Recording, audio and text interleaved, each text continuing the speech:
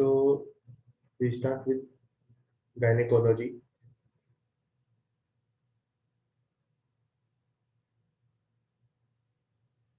Gynaecology में सबसे पहला जो बेसिक चीज है, बेसिक क्लियर होगा तभी गायनेकोलॉजी समझ में आएगा। तो बेसिक कहाँ से स्टार्ट करते हैं हम? Endocrinology. Endocrinology of the gynae.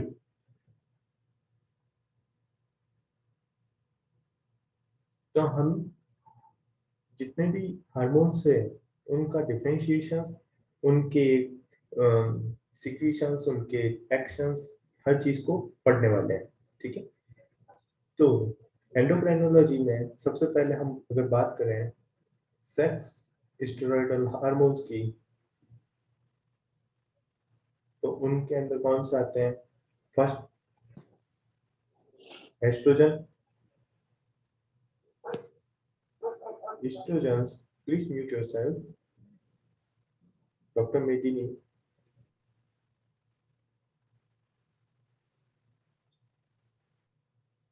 Okay, thank you. Estrogen, and second one is the progesterone. And प्रोजेस्टेरोन लिखने से अच्छा है एक वर्ड लिखिए, प्रोजेस्ट्रोजन, प्रोजन। ओके, अभी बताता हूँ डिफरेंस क्या होता है। उससे पहले एक चीज लिखिए, sex steroid hormone made up of, note साथ के साथ बनाते रहिएगा, made up of carbon atom.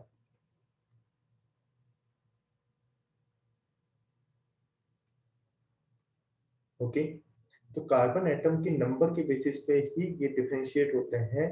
जो एस्ट्रोजन्स हैं वो होते हैं C18, एंड प्रोजेस्ट्रोजन्स की अगर बात करें तो ये होते हैं C21। ओके, एंड अगर एस्ट्रोजन्स की बात करें तो ये मेनली 4 टाइप्स के होते हैं।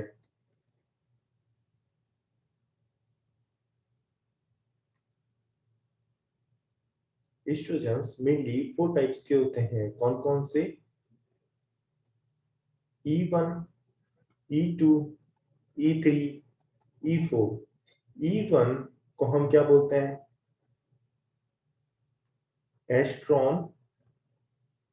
E2 को हम बोलते हैं एस्ट्राडायोल। E3 को हम बोलते हैं एस्ट्रॉयल।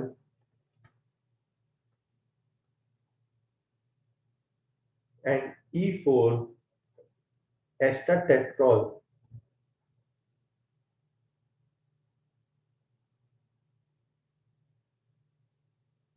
E3 and E4, this is specific to the pregnancy,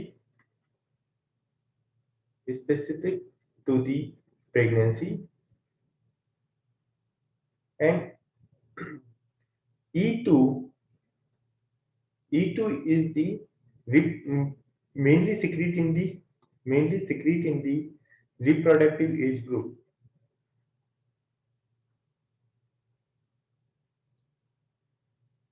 Reproductive age group. And E1, it is the postmenopausal, secrete in the postmenopausal.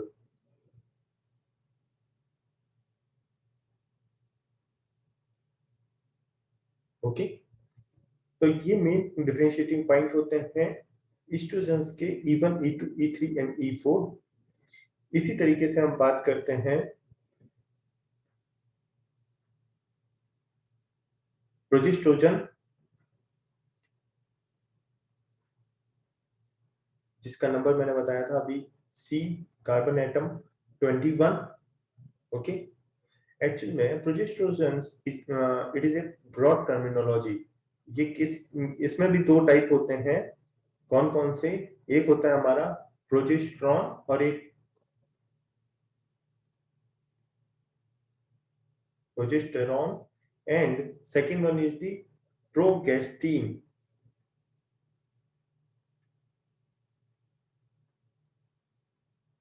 Okay, natural progesterone, it is a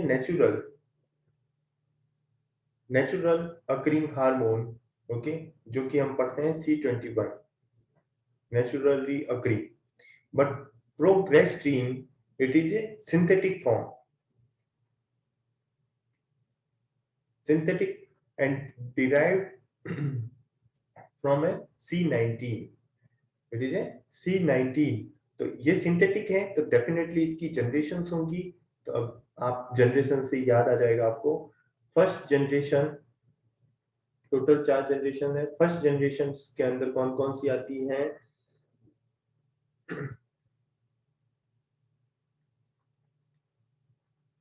nor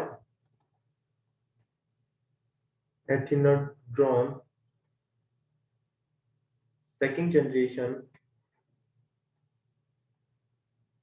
लीवोनोर्गेस्ट्रिल,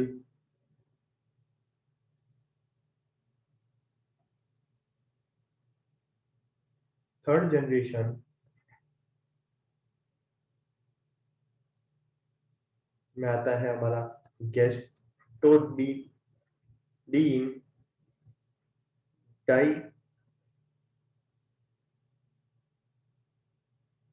डाइजोगेस्ट्रल,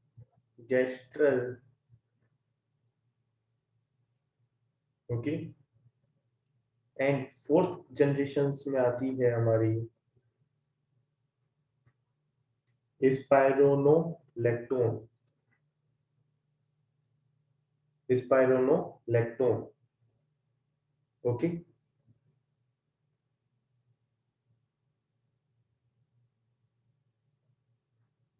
अब एक अपनी booklet में chart बनाइए या table बनाइए, and इसी table wise हम differentiate पढ़ेंगे किसका, एस्ट्रोजन का प्रोजेस्टेरोन के साथ में।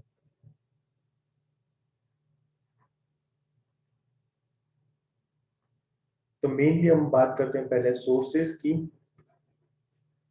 मेन सोर्सेस कौन कौन सा रहता है, ठीक है। तो उसके अंदर लिखिए granulosa sales,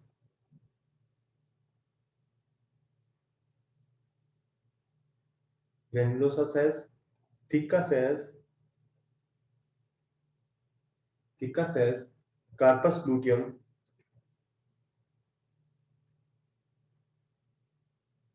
corpus luteum and placenta, okay. Actual में granulosa cells late follicular phase में डेवलप करती है हमारा एस्ट्रोजेंस, बट थिका सेल्स हमारे अर्ली फॉलिकुलर फेज में डेवलप करती हैं एस्ट्रोजेंस लेवल को, okay. And theca cells mainly indirectly develop करती हैं। अगर हम बात करें सोर्सेस ऑफ द प्रोजेस्टेरोन्स की, तो वो रहेगा हमारा corpus luteum, corpus luteum and placenta, okay. Then अगर इनके फॉर्म की बात की जाए कि कौन सा फ्री फॉर्म में रहता है, कौन से बाउंड फॉर्म में रहते हैं, तो it is mostly found in A bound form,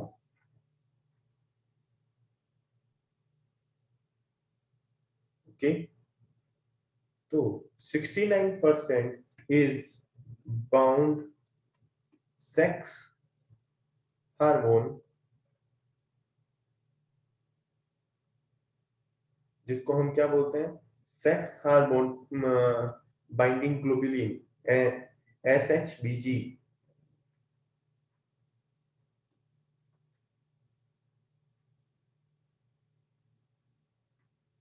इसको क्या बोलते हैं, SHBG, ओके। और it is synthesized in the liver, okay. 30% bound with albumin, and remaining 1% is free form. But in progesterone, this is also mostly found in bound form. 68% bound with albumin, 30% bound with the cortisols binding globulin,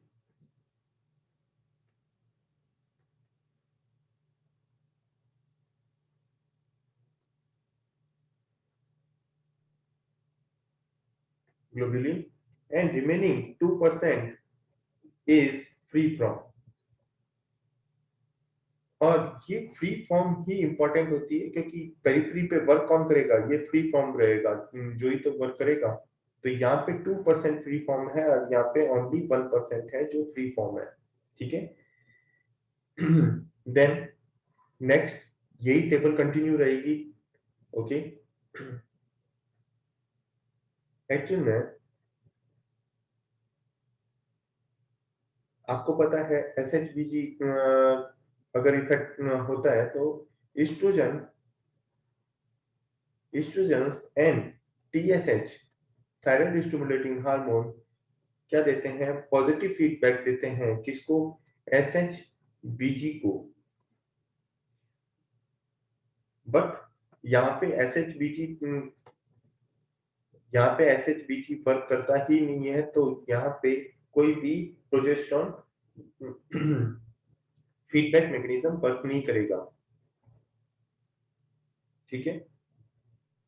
अगर बात करें इनके receptors की, तो दोनों ही receptors कहाँ पे होते हैं, इंट्रा सेलुलर, दोनों ही इंट्रासेलुलर होते हैं। बट एस्ट्रोजन्स इंट्रा न्यूक्लियर होते हैं and progesterones are intracytoplasmic.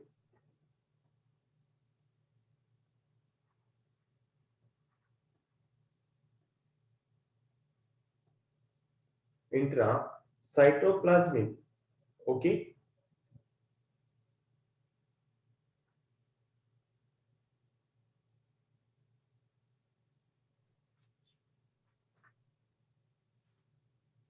Main effect of the hormone, तो डिफरेंट डिफरेंट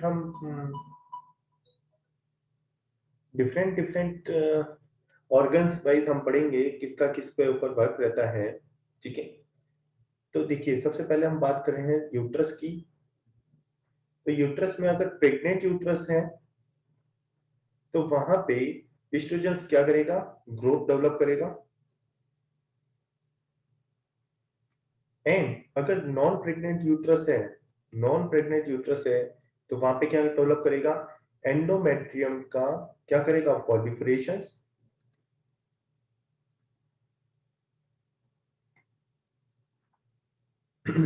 इसी तरीके से प्रोजेस्टेरोन्स की अगर बात करें, प्रोजेस्टेरोन यूट्रस अगर प्रेग्नेंट यूट्रस है तो वहां पे क्या डेवलप करेगा, ग्रोथ।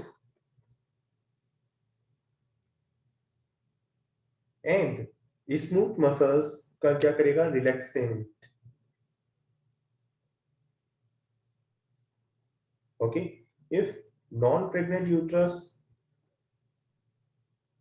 तो वहां पे क्या चेंजेस करेगा, प्रोजेस्टेरोन आपको पता है बाद में सिक्रीट होता है, तो डेफिनेटली यहाँ पे क्या डेवलप करेगा, सिक्रीटरी चेंजेस, ओके। यहाँ पे डेवलप करता है secretory changes. Second organ breast, breast में दो तरीके के टिश्यूज होते हैं। तो अगर एस्ट्रोजन्स वर्क कर रहा है तो वहां पे किस तरीके की ग्रोथ मिलेगी हमारे को, डक्टल टिश्यू ग्रोथ। अगर प्रोजेस्टेरोन है तो वो क्या डेवलप करेगा, ग्लैंडुलर ग्रोथ डेवलप करेगा। तो समझ में आ रहा है, ग्लैंडुलर ग्रोथ हो रहा है मींस वहां पे प्रोजेस्टेरोन वर्क कर रहा है, एंड डक्टल ग्रोथ मिल रही है मींस वहां पे एस्ट्रोजन्स वर्क कर रहा है, ओके। इसी तरीके से नेक्स्ट इंपॉर्टेंट है और कई बार क्वेश्चंस आते हैं हमारे सर्वाइकल म्यूकस से। ओके, तो यहाँ पे जो म्यूकस देखने को मिलता है, अगर इस्ट्रोजन इफेक्ट के इफेक्ट में है तो वहां पे जो म्यूकस होगा वो कैसा रहेगा? Thin, copious, thin, copious, watery, ए सेलुलर, स्पिन बार्केट इफेक्ट देखने को मिलेगा। स्पिन बार्केट इफेक्ट देखने को मिलेगा। स्पिन बार्केट इफेक्ट क्या होता है? जब म्यूकस को between the to index fingers अगर स्ट्रेच किया जाए तो वो स्ट्रेच होता चला जाएगा। ओके, तो ये जो स्ट्रेचिंग देखने को मिलती है between the two fingers, index fingers, तो ये इफेक्ट कहलाता है spinnbarkeit effect. Okay, and second effect ये किसके वजह से देखने को मिलता है? Due to oestrogens. Okay, and second terminology है वो है फर्निंग। यहाँ पे फर्निंग देखने को मिलेगी। अगर हम इसको स्लाइड के ऊपर म्यूकस को डाल दें तो यहाँ पे एक तरीके की फर्निंग देखने को मिलेगी इस तरीके से। तो स्लाइड के ऊपर हमारे को फर्निंग देखने को मिलती है, और ये भी किस वजह से? Due to the estrogen level. But अगर बात करें प्रोजेस्टेरोन्स की, तो वहां पे प्रोजेस्टेरोन्स इफेक्ट की वजह से वहां पे सर्वाइकल म्यूकस कैसा होगा? Thick, scanty, thick, scanty, highly cellular, highly cellular. Okay, यहाँ पे स्किन बार्केट इफेक्ट नहीं देखने को मिलेगा, यहाँ पे फर्निंग देखने को नहीं मिलेगी। यहाँ पे क्या देखने को मिलेगा? टेक फिनोमिना देखने को मिलेगा। क्या देखने को मिलेगा? Tack phenomena. And tack phenomena क्या होता है? जस्ट इसका अपोजिट, स्पिन बार्केट इफेक्ट का जस्ट अपोजिट। मींस कि अगर हमने इंडेक्स फिंगर के बीच में इस थिक स्कैंटिक सर्वाइकल म्यूकस को स्ट्रेच कर रहे हैं तो वो जो थ्रेड बनेगा तो वो क्या हो जाएगा? इजीली ब्रेक हो जाएगा। तो ये जो ब्रेक हो जाता है, तो लिखिए word break of the stretching of the cervical mucus, of the cervical mucus known as a TEC phenomena. Okay, known as a TEC phenomena. तो ये सारी की सारी चीजें इंपॉर्टेंट है हमारे, किससे रिलेटेड है? जो कि हार्मोनल इफेक्ट हमारे को पता होंगे तभी हम आगे हमारी गायनिक को क्लियरली समझ पाएंगे। ठीक है, देन हम ऑर्गन की बात करते हैं next, vagina.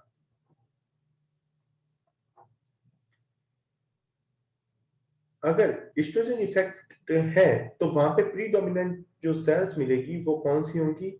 Superficial, superficial cells are the predominant cells.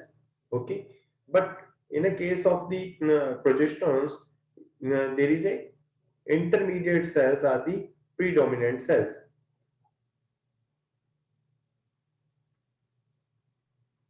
Intermediate cells are the predominant cells due to the effect of the progesterones.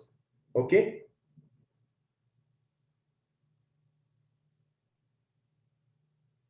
then next है, फिफ्थ पॉइंट है फेलोपियन ट्यूब्स।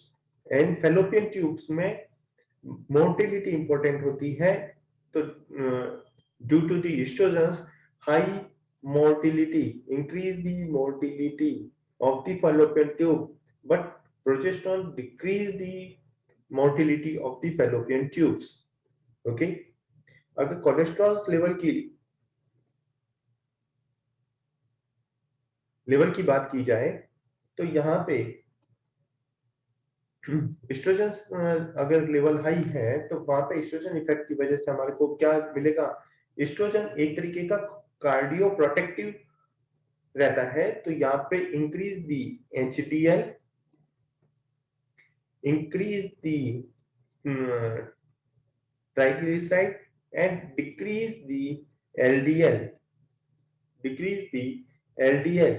बट अगर प्रोजेस्टेरोन्स की बात करें तो ये मोर डिक्रीज दी HDL जो कि कार्डियो प्रोटेक्टिव की तरह वर्क नहीं करेगा and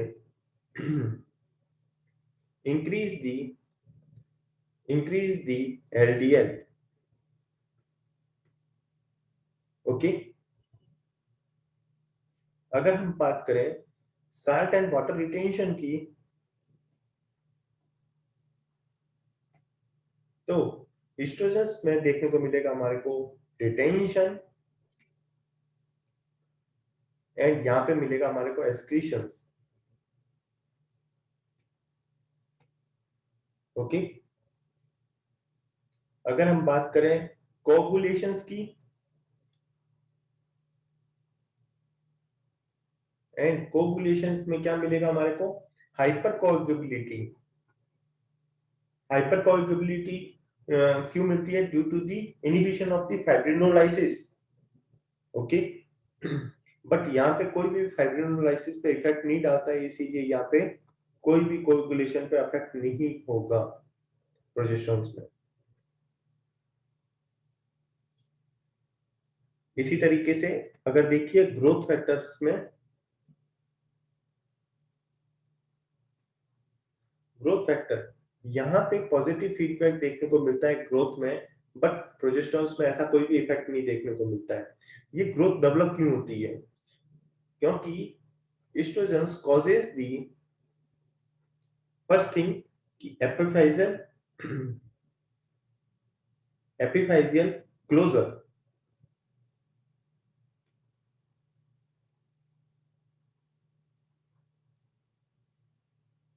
epiphyseal closure, and second thing, it causes the bone mineralization।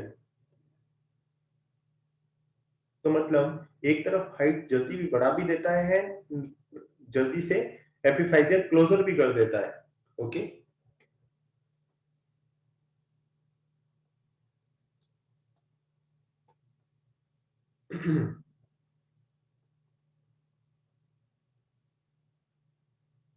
अगर इनके फीडबैक की बात करें, कौन पॉजिटिव फीडबैक देता है, कौन नेगेटिव फीडबैक देता है, फीडबैक मैकेनिज्म। फीडबैक मैकेनिज्म देखिए, अगर एस्ट्रोजन्स की बात करें तो यहाँ पे negative feedback to the FSH means on the pituitary. कौन से लेवल पर मिलेगा इसको? At the low and high level, both में ही इसको क्या मिलेगा? Negative feedback. बट अगर पॉजिटिव फीडबैक कहाँ देखने को मिलता है हमारे को? एलएच पे। कौन से लेवल पे? इसका लेवल ही डिसाइड करता है कि ये एलएच को इंक्रीज करेगा या इनहिबिट करेगा। Negative feedback at the level of the low and at the level of the high gives the positive feedback। Okay, but in progesterone negative feedback to LH plus FSH दोनों को ही देता है at the high level, just opposite हो रहा है। Okay, and positive feedback दोनों को ही देता है एट ए लो लेवल। तो लो लेवल में यहाँ पे पॉजिटिव फीडबैक जाता है एलएच को, बट इन एस्ट्रोजन्स के लो लेवल पे नेगेटिव फीडबैक जाता है एलएच के लिए। तो हमारे को पता होना चाहिए। तो ये हार्मोन्स आपको समझ में आए? Okay, then we start next. Sex steroidal hormone is testosterone.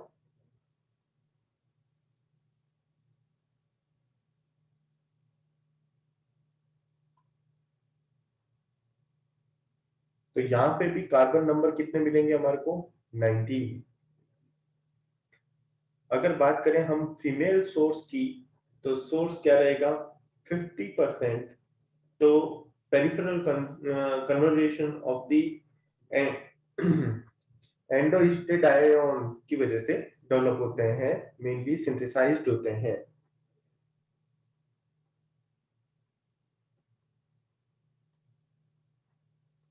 Peripheral conversion of the androstenedione।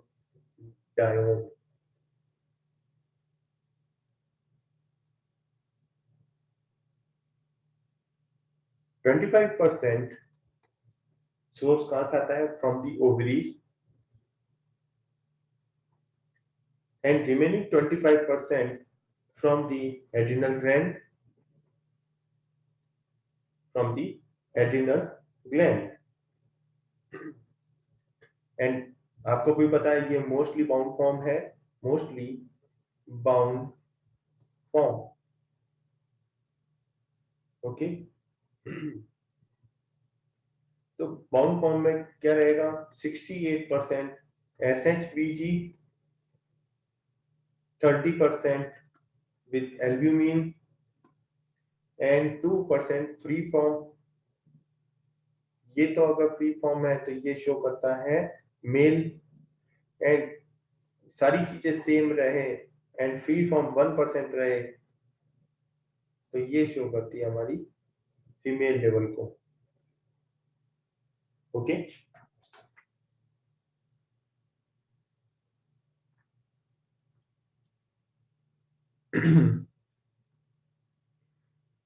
Okay,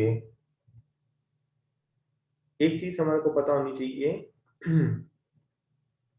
कि Sertoli cells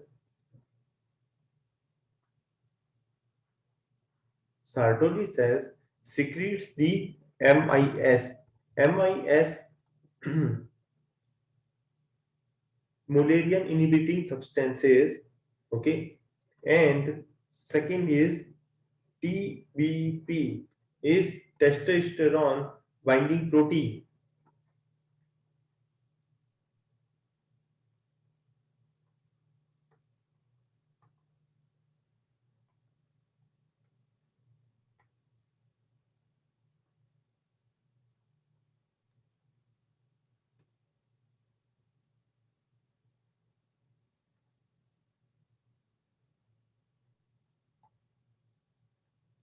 binding protein.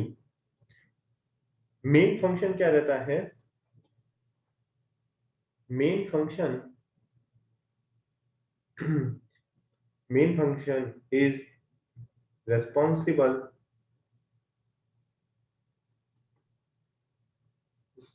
for the pubic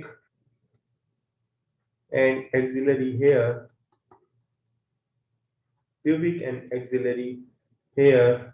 growth and control। Please 10 minutes बाद में हमारा सेशन ओवर हो जाएगा। Rejoin immediately with the same ID and password, okay. And controls the libido, okay. इनका भी receptor intra cytoplasmic ही रहता है, ठीक है। नेक्स्ट इंपॉर्टेंट थिंग है कि LH और FSH, ठीक है, जिसको together be named as a गोनेडोट्रोपिन्स।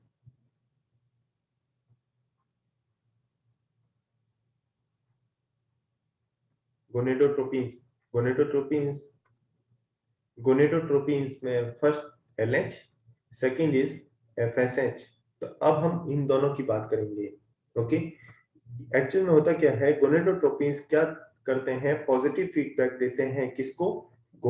Gonads को, एंड गोनेड्स स्टिमुलेट होने के बाद में वापस से नेगेटिव फीडबैक देते हैं गोनेडोट्रोपिन्स को, ओके।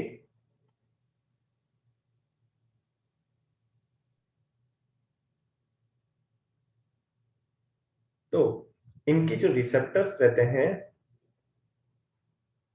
कहां पे प्रेजेंट होते हैं? मेम्ब्रेन बाउंड होते हैं, मेम्ब्रेन बाउंड होते हैं, ओके। अब और हमारे को क्वेश्चन क्या पूछा जाता है? LH एंड FSH की हार्मोन्स की क्या पूछी जाती है? हाफ टाइम पूछी जाती है, हाफ लाइफ टाइम पूछी जाती है। तो इसकी रहती है 20 minutes, and half life time को हम किससे लिखते हैं? T1/2 से लिखते हैं ना। एंड FSH की कितनी रहती है? 4 आवर्स, ठीक है। और यही क्वेश्चन पूछा जाता है, इतनी सारी गणित पता हो या नहीं हो, ये जरूर पता होना चाहिए। ठीक है, अब इंडिविजुअल फंक्शन की बात कर लेते हैं। एफएसएच की पहले बात करते हैं, एफएसएच फंक्शन। एफएसएच का आपको भी पता है, फॉलिकल के साथ में क्या करेगा, सेलेक्टिवली वो सेलेक्ट करेगा कि इस साइकिल में कौन से फॉलिकल को ग्रो करना है। मींस कि वो एक झुंड में से एक को क्या करेगा, सेलेक्ट करेगा। तो ये सिलेक्शन का काम करता है। तो इसका फंक्शन क्या हुआ, select the cohort of the follicles that will grow in the menstrual cycle. Okay, then second, इस फॉलिकल का क्या होना चाहिए, ग्रोथ होना चाहिए। तो सेकंड पॉइंट लिखिए, growth of the dominant follicle, dominant follicle. Okay, then हम फंक्शन बात करते हैं एलएच की। एलएच का मेन फंक्शन क्या रहता है, आपको भी पता है, which is responsible for the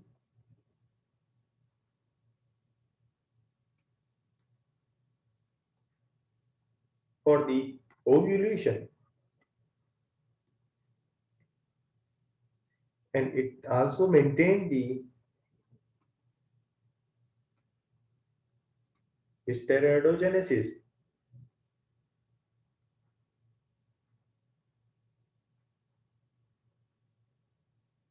from the corpus luteum.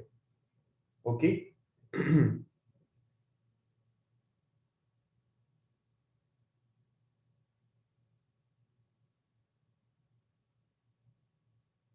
And question क्या बनता है, क्वेश्चन ये बनता है, LH, LH is the first hormone, LH is the first hormone to rise at puberty. अगर सारे हार्मोन्स में से बात की जाए, एट प्यूबर्टी कौन सा हार्मोन सबसे, तो पहले अर्ली फेज में तो क्या होता है, night time, only night time में, नाइट टाइम पल्सेस आती है, मींस दी इंक्रीज होता है।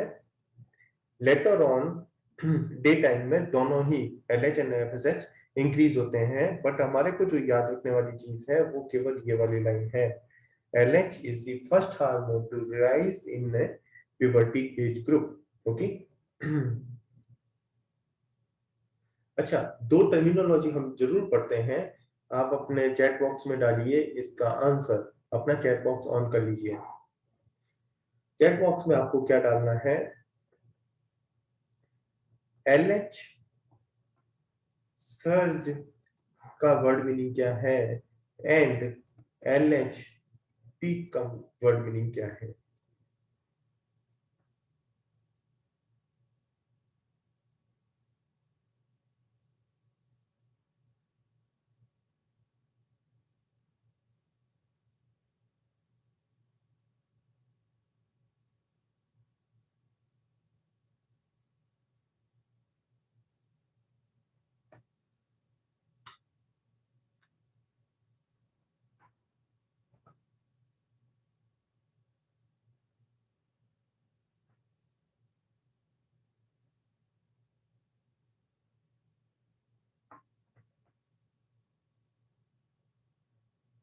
No one, LH surge and LH peak,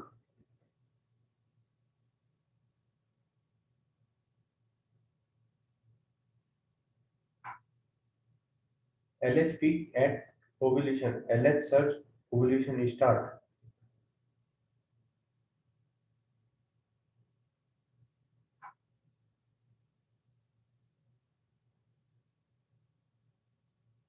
Surge means the towards reaching maximum point. Okay.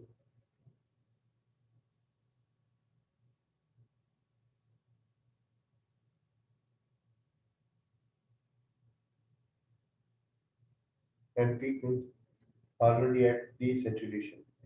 Okay, हाँ काफी हद तक सही आंसर किया आपने। डॉक्टर निशा ने से एकदम सही लिखा है। आप बाई वर्ड मीनिंग को लिखिए। Onset, onset of the rising, जहां से राइज होना स्टार्ट हो उसको बोलते हैं LH surge. And when it is the peak means the highest level, okay, known as a LH peak. तो एक चीज पता होनी चाहिए कि ओव्यूलेशन, ओव्यूलेशन के 36 आवर्स बिफोर एलएच सर्ज होता है and 12 hours before LH peak होता है। और ये जो चीज अभी मैंने बोली है ये कई बार क्वेश्चंस में पूछी गई है, एमसीक्यूज में पूछी गई है। ओके, हाईएस्ट लेवल कभी नहीं पूछा जाता है, 72 नैनोग्राम अप टू पीक रहता है वो, ये इंपॉर्टेंट चीज नहीं है। टाइमिंग इंपॉर्टेंट है और ये टाइमिंग आपको कभी भी क्वेश्चंस में गलत नहीं करनी है। ओके, देन नेक्स्ट, नेक्स्ट हम चलते हैं जीएनआरएच, जीएनआरएच। ओके, जीएनआरएच आपको भी पता है हमारा हाइपोथैलेमस सिक्रीट करता है, सॉरी हाइपोथैलेमस, एंड हाइपोथैलेमस में कौन सा न्यूक्लियस सिक्रीट करता है, आर्कुएट न्यूक्लियस। प्लीज अगर क्लास डिस्कनेक्ट हो जाए rejoin immediately. Okay, and GnRH क्या करता है, पॉजिटिव फीडबैक देता है किसको, पिट्यूटरी को, एंड पिट्यूटरी अल्टीमेटली क्या, LH and FSH, FSH secrete करेगी। ठीक है, तो पहले रीजॉइन करते हैं फिर समझेंगे कि जीएनआरएच को कैसे पता चलेगा कि हमारे को एलएच सिक्रीट करने का है या एफएसएच सिक्रीट करने का है। तो इसका बेसिक फंडा है, तो एक्चुअली में अभी ओनली 30 मिनट से भी लेस है, तो क्लास रीजॉइन करते हैं, देन मैं क्लियर करूंगा कि जीएनआरएच को कैसे पता चलता है कि एलएच सिक्रीट करना है या एफएसएच सिक्रीट करना है। ओके,